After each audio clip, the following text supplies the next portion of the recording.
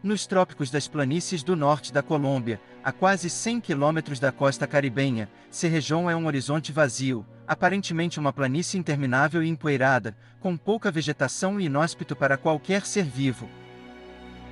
A multinacional que administra a mina, a Carbones del Cerrejón Limited, que extraiu cerca de 32 milhões de toneladas de carvão apenas em 2011, é uma das maiores operações de carvão do mundo, cobrindo uma área maior do que Washington DC, e empregando cerca de 10 mil trabalhadores.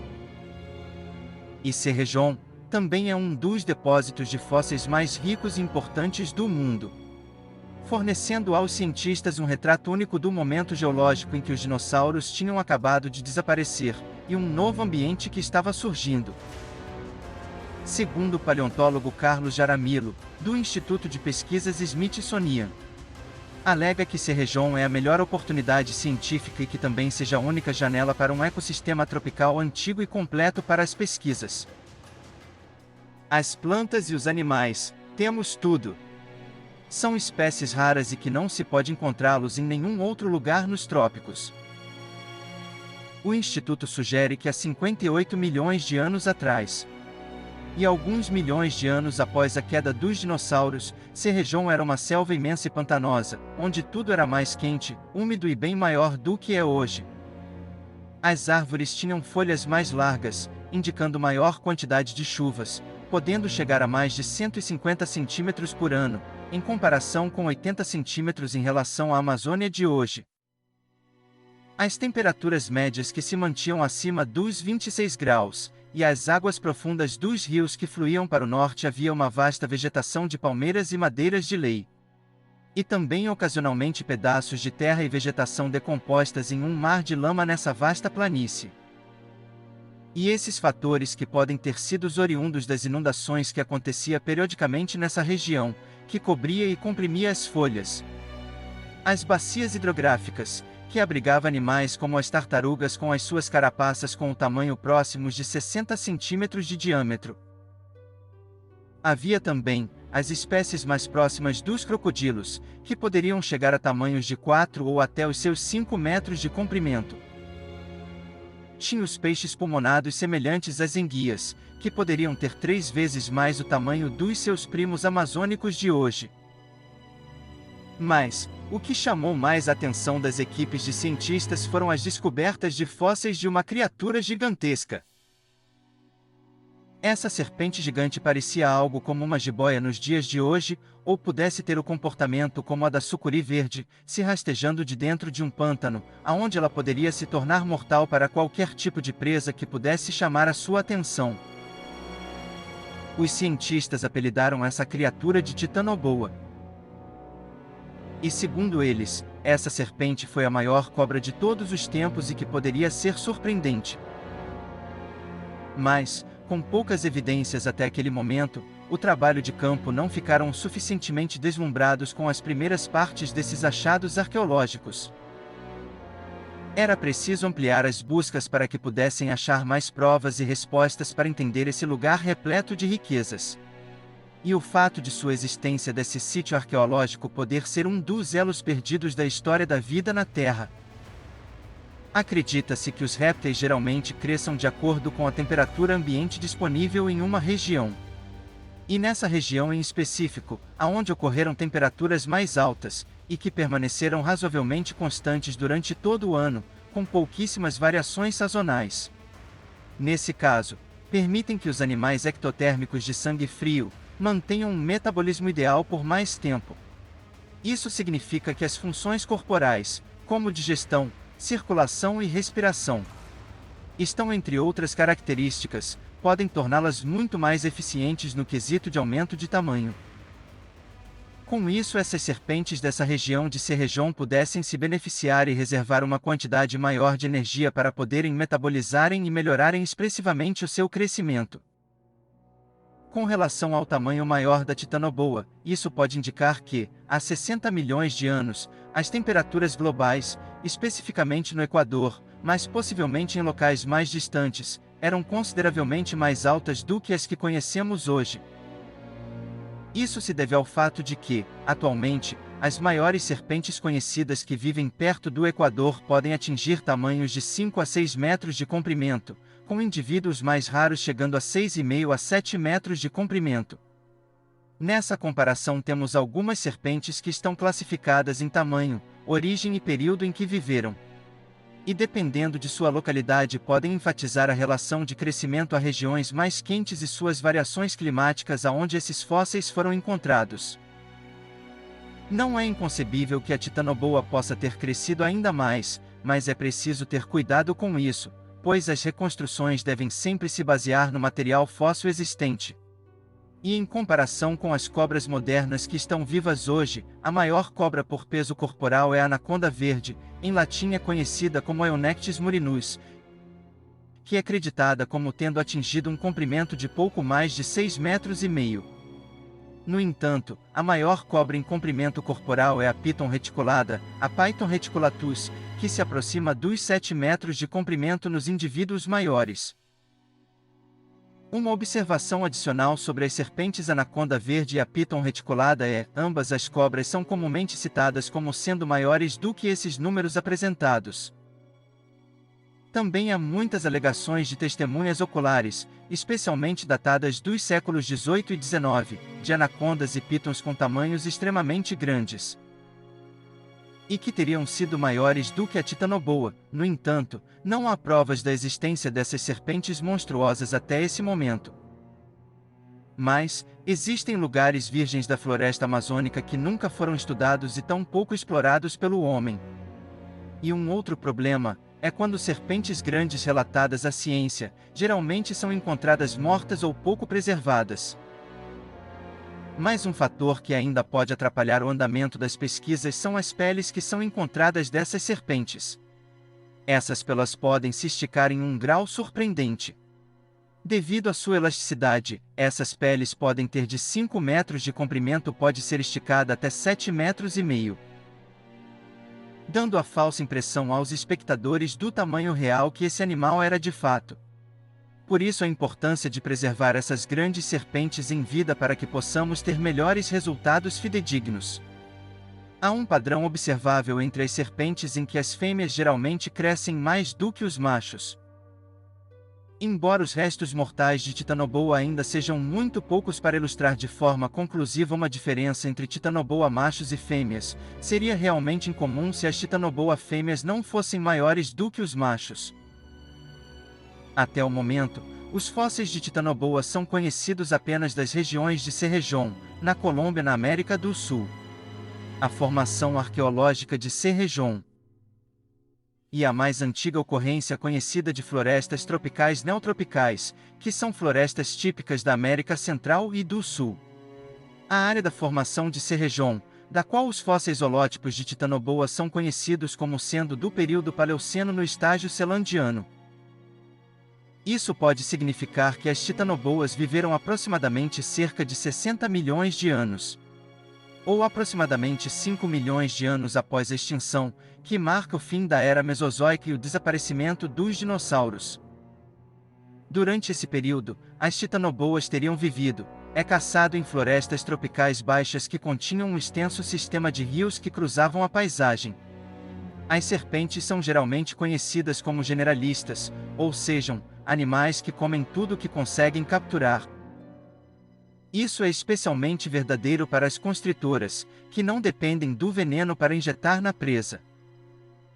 Portanto, não dependem do trabalho do veneno, que pode ter efeitos diferentes para alguns tipos de animais. Já o seu método de matar é a asfixia, pois a presa tem seus pulmões espremidos pelas espirais musculares da serpente, de modo que os pulmões não podem se expandir para buscar e receber oxigênio, vindo através das vias respiratórias. E mesmo as constritoras não tendo as suas peçonhas para injetar veneno, elas ainda têm fileiras de dentes. Esses dentes são geralmente muito finos, mas afiados como agulhas, e são adaptados para perfurar tecidos moles e manter a sua refeição no lugar. Uma adaptação específica para essa finalidade é que esses dentes geralmente são recurvados.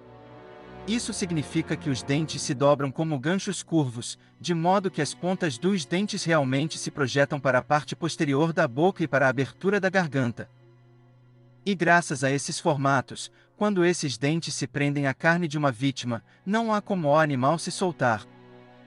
Por exemplo, se uma constritora, como uma anaconda ou uma python, se agarrar a algo como a sua mão, a pior coisa que você poderia fazer nesse momento é tentar arrancá-la imediatamente, pois esse gesto só faria com que os dentes da serpente se cravassem ainda mais na sua própria carne.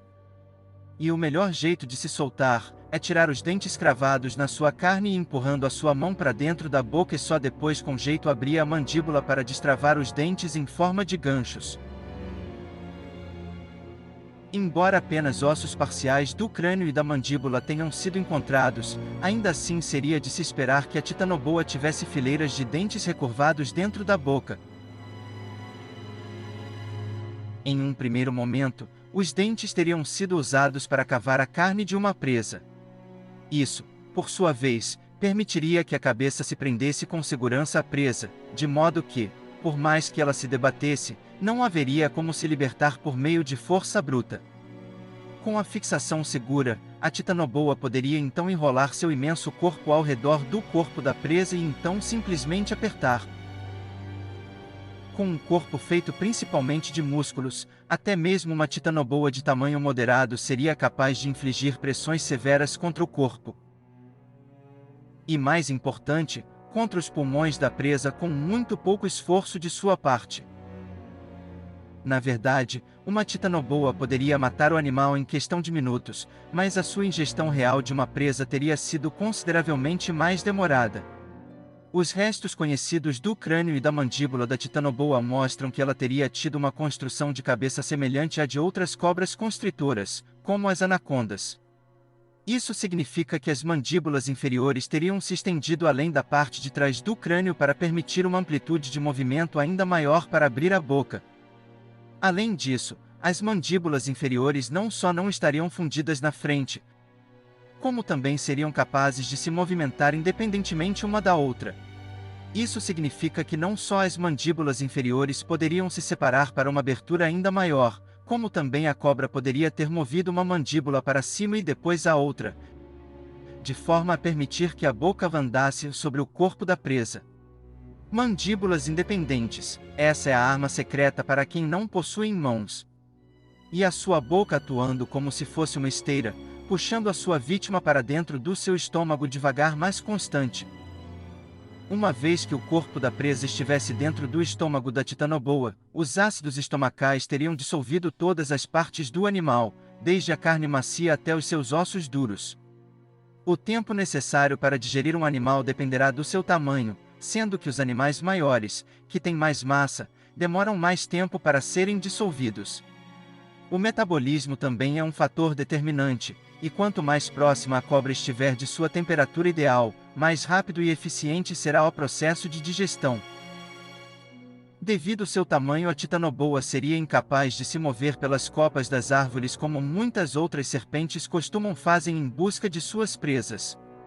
Essa serpente provavelmente passava seu tempo deslizando ao redor das árvores em vez de tentar escalá-las.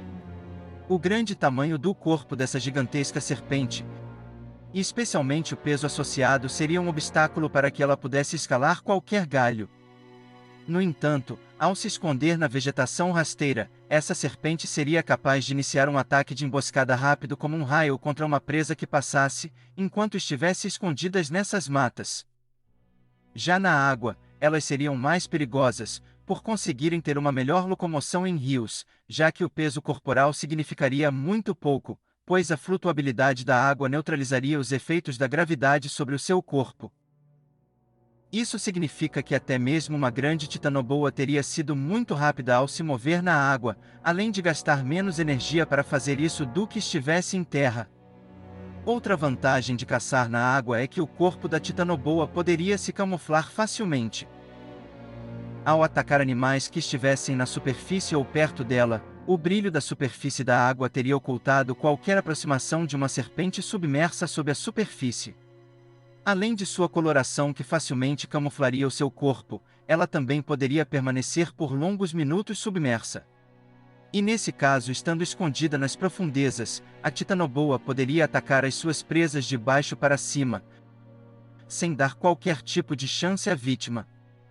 E mesmo aquelas espécies que podem demonstrar preferência por certos tipos de animais por meio de padrões específicos de comportamento de caça, tentarão atacar outros animais se acharem que terão uma oportunidade de comê-los. Para determinar o que o titanoboa comia, temos que olhar para outra fauna conhecida da formação de Cerrejón.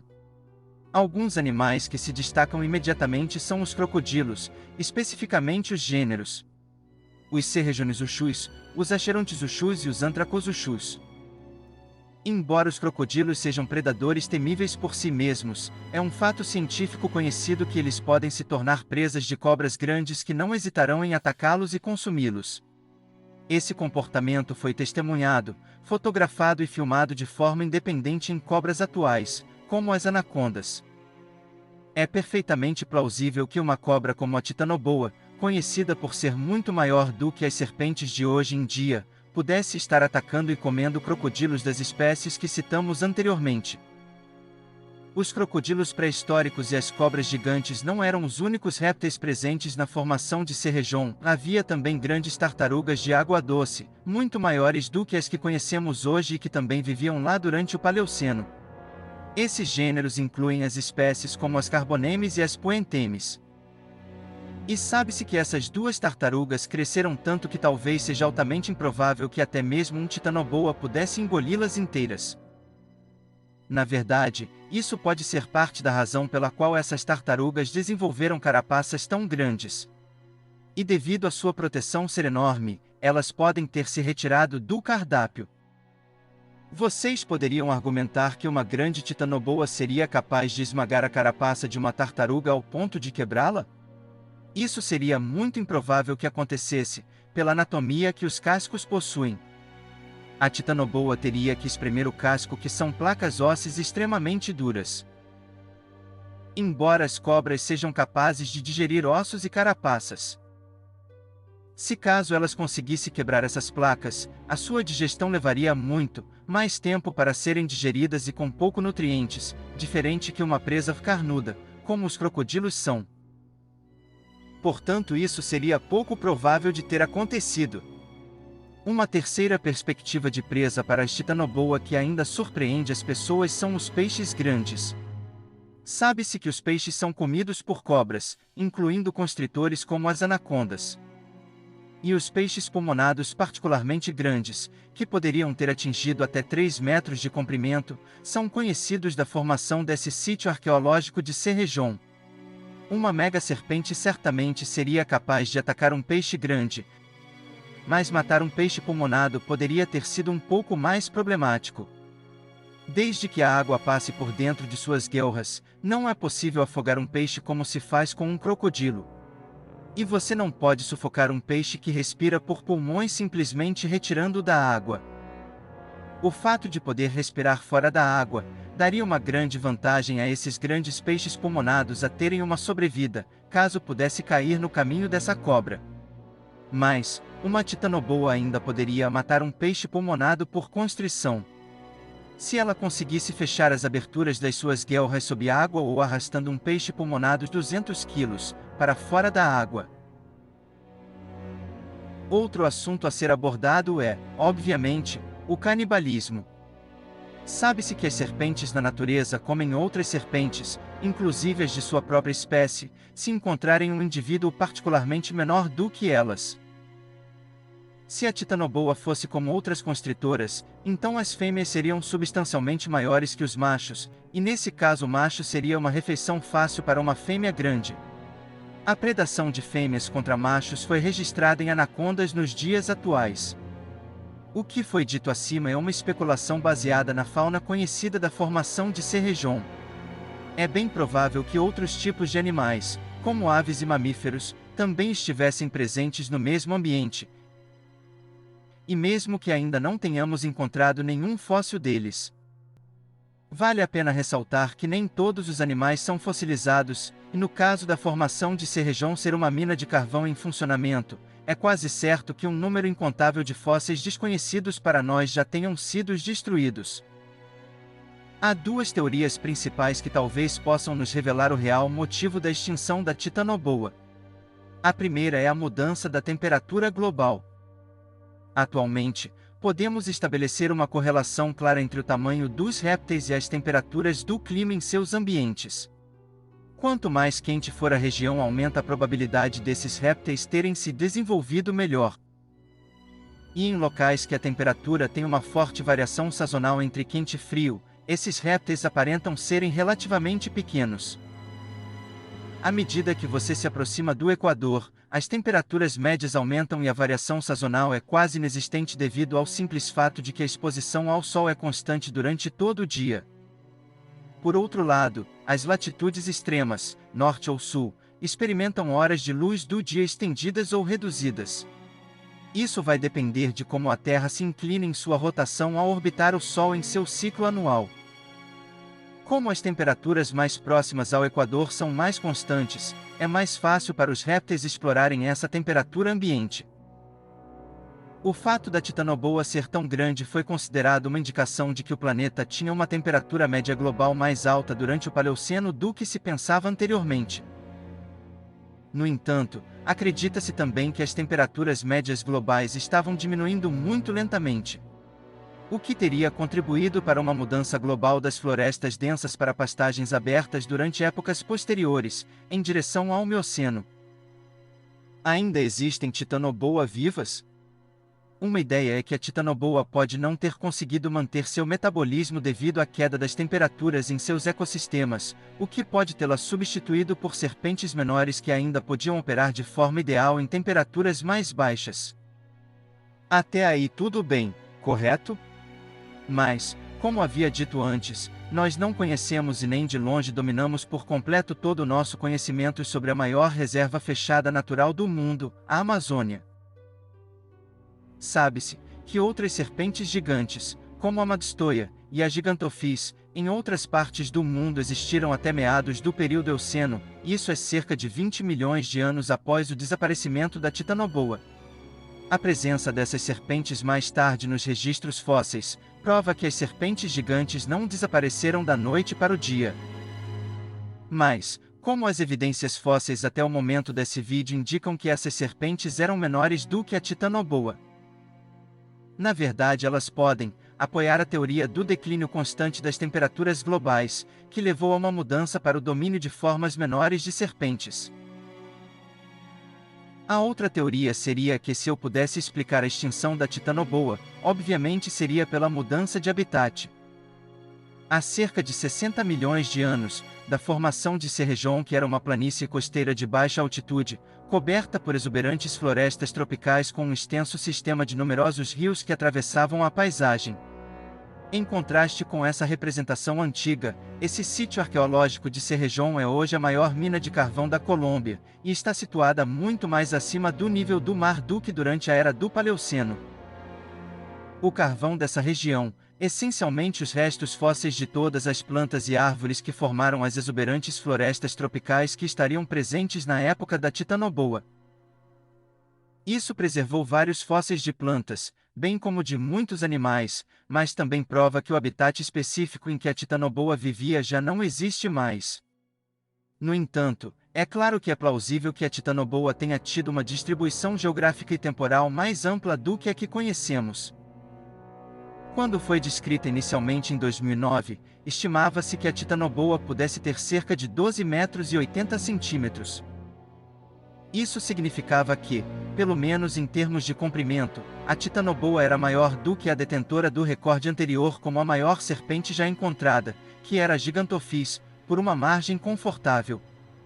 Fósseis posteriores mostrados como parte do documentário das pesquisas da Smithsonian diz que a titanoboa é uma serpente monstruosa, é que segundos as pesquisas sugeriram que ela poderia chegar a seus 15 metros de comprimento. As circunferências de seu corpo seriam próximas de 50 centímetros de diâmetro. E o peso do seu corpo poderia chegar a mais de 1 tonelada. Ao longo desses anos, foram encontrados cerca de 28 fósseis parciais de titanoboa na região de Cerrejón, na Colômbia.